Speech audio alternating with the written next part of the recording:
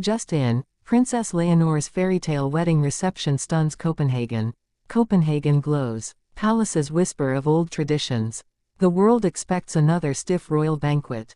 Then, a hush, a gasp. A Spanish princess turns her wedding reception into a living fairy tale. And in that shimmering moment, everything we thought we knew about royal receptions is rewritten. The bells of Copenhagen's old churches rang in soft harmony as evening settled over the city. Inside the historic palace-turned-ballroom, the glow of hundreds of candles flickered off gilt mirrors and crystal chandeliers.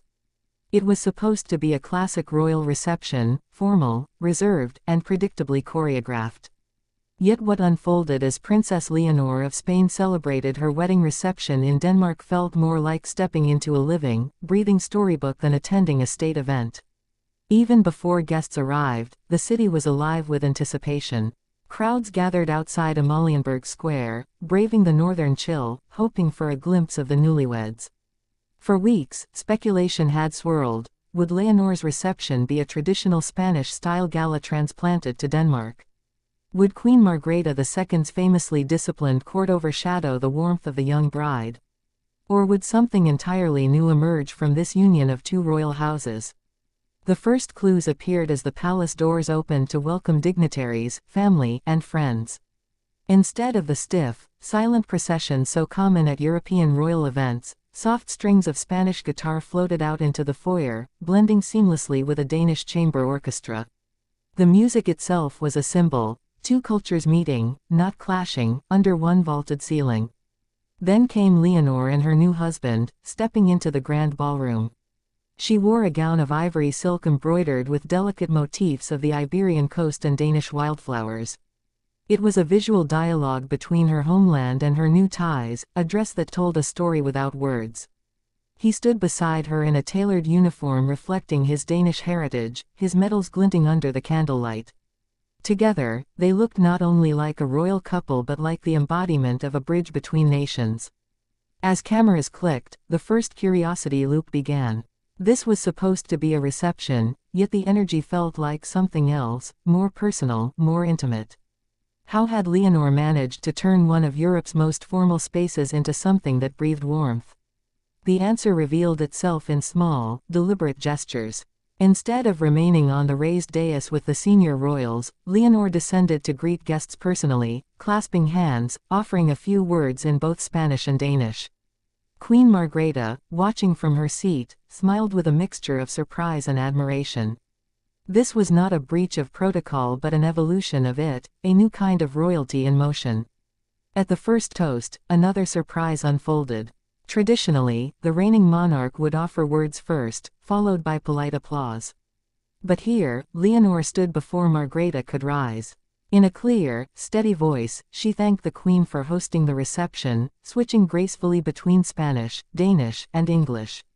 Her words were not lofty or distant, they were warm, almost confiding. She spoke of family ties, of shared histories across seas, and of the hope that her marriage would not only unite two hearts but also strengthen bonds between two peoples. The hall fell silent, then erupted into applause. Guests exchanged glances. A second curiosity loop began. Was this a young bride simply expressing gratitude, or was it a carefully planned signal of her future as a unifying figure on the European stage? As the evening deepened, the atmosphere transformed.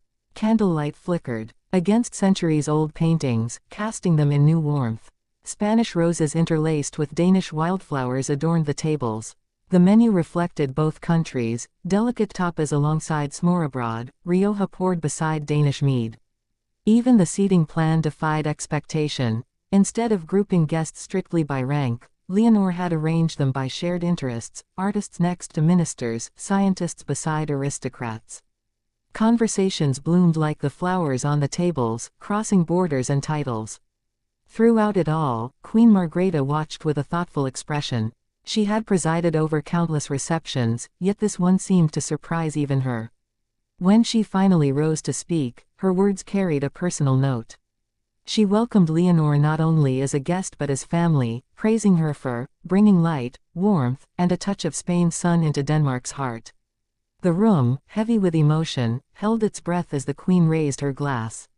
Another loop formed. Was Margrethe's toast a simple compliment, or was it a subtle acknowledgement of a shift within the royal world, a passing of a symbolic torch to a new generation? Later, as the music shifted from stately waltzes to a gentle fusion of Spanish and Danish folk songs, Leonor led her husband onto the dance floor. Guests expected the usual formal first dance, choreographed and restrained. Instead, they saw a graceful, joyful swirl, an embrace that looked genuinely theirs. Margrethe and Crown Prince Frederik soon joined them, and within minutes the floor filled with royals, diplomats, and commoners alike, the boundaries of rank dissolving into shared rhythm. For a moment, the grand hall became not a court but a celebration of human connection. In a quieter corner, Leonor's parents, King Felipe and Queen Letizia, watched their daughter with eyes full of pride and perhaps a trace of nostalgia. They had prepared her for this role, but even they seemed moved by the authenticity she brought to the night. Guests whispered, would this be the model for future royal events, less rigid, more heartfelt? The answer might have come an hour later, when Leonor slipped away from the crowd to speak briefly with a group of Danish and Spanish youth invited to the reception. No cameras, no speeches, just a quiet conversation about service, education, and the responsibilities of a new generation. Those who witnessed it later spoke of the sincerity in her voice, the way she listened as much as she spoke. It was another layer of her unfolding story. As midnight approached, the final act of the reception began. The grand curtains at the end of the hall drew back to reveal a long table laden with desserts crafted by both Spanish and Danish chefs. Leonor invited guests to join her in a symbolic, sweet union, blending traditions as they shared bites of tarta de Santiago and kransekage. Laughter filled the hall, echoing off marble and gilt. Then, a final gesture stunned even the seasoned royal watchers. Leonor walked to the musicians and requested a particular tune, an old Danish lullaby that Margrethe's late husband had loved. As the melody rose, the queen's eyes glistened. Leonor crossed the floor, took Margrethe's hand, and together they stood in quiet remembrance. The hall, which moments before had been buzzing with conversation, fell completely silent. It was not a scripted moment, not a planned performance, but a heartfelt tribute that stitched the past to the present. When the music faded, applause rose slowly, then built to a standing ovation. In that instant, the reception transcended ceremony. It became a testament to what royalty can mean when it moves beyond protocol into authenticity, heritage meeting hope, tradition meeting transformation. As the night drew to a close and the newlyweds departed, Copenhagen's streets still pulsed with excitement. Outside, onlookers caught a glimpse of them at the palace balcony, waving together, Leonor's smile radiant against the Nordic night. Reporters scrambled to file stories. Was this merely a beautiful wedding reception, or had Europe just witnessed the birth of a new royal style, one defined not by distance but by connection? That question lingered as dawn approached, weaving yet another curiosity loop. What will Leonor's reign look like if this is how she begins her public life as a married woman? How will other monarchies respond? And can a single evening truly shift centuries of tradition? In the end, the fairytale reception was not about opulence, though there was plenty of it.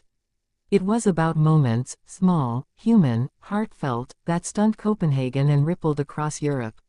Moments that made even the most jaded observers feel as though they were witnessing history not as a static pageant but as something alive, evolving, and full of promise. And as the last candle burned low in the ballroom, one image remained: a young princess turned bride, a queen of Denmark smiling beside her, and a hall full of guests moved not just by spectacle but by sincerity. A reception that began as an expectation ended as a revelation. A fairy tale, yes, but one grounded in reality, love, and the quiet power of a new generation of royalty.